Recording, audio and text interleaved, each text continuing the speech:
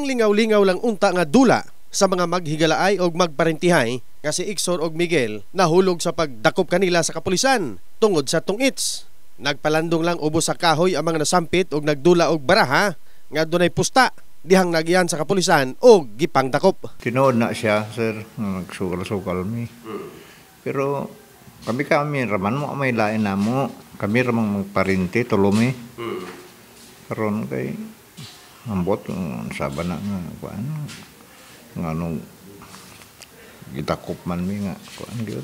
Taga diha mami perlika. Niapil ko sa Naapil ko daw gapon sa baraha. Maglingaw-lingaw lagi kay tungod sa kainit, nanggawas mi sa balay. Pasilong-pasilong sa kahoy nakasinabot nga. Duwa dag piso-piso 5. Tungit-tungit. Oto naasiroy nakakuan, nga nagdula. Pagkatawad na anay pulis.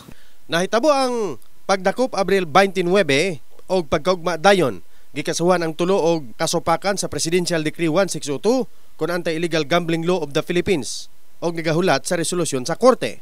Adunay pagpaklaro ang labaw sa Alabel Police Station kabahin sa tungits. Atong the other day nakitay na sikop nga ginatawag na to og violation sa illegal gambling.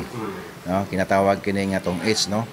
So para sa kasayuran sa tanan kaning pagdula og kaning mga baraha like sa tungits ginabawal kini sa atong balaod, no.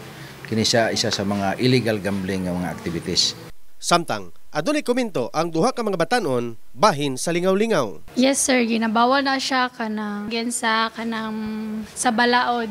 Dili gyud na siya pwede nga i-adapt na to kay syempre mo may ginaingon sa balaod.